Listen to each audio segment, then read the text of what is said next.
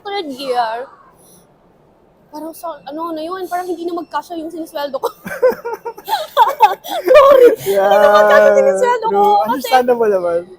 So, nagkakasakit yung nanay ko, yung bunso naming kapatid. So, parang hindi talaga kasya. So, parang Yeah. sabi ko, shucks, I want to help them. Parang True. hindi talaga Yeah. kasya. So, We were talking about this earlier, I mean Oo. off-cam. Sabi ko nga sa kanya, yung unang sahod, sobrang excited tayo kasi first time natin makakahawak ng pera na malaki from zero.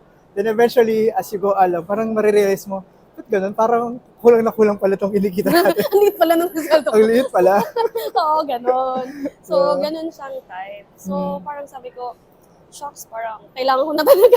Na-experience mo ba yung ano? Kasi ako dati, nung first time ko nag-work na, pakiramdam ko, mas hirap ako compared nung nag-aaral ako. Kasi nag-aaral ako, everyone is like contributing for me to study.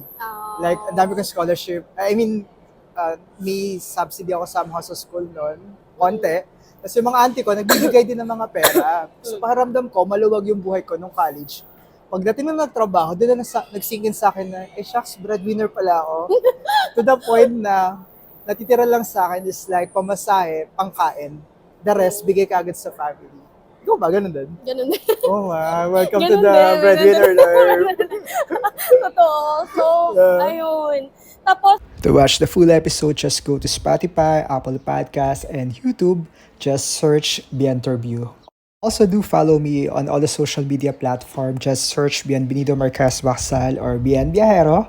It will truly help the channel grow. Thank you.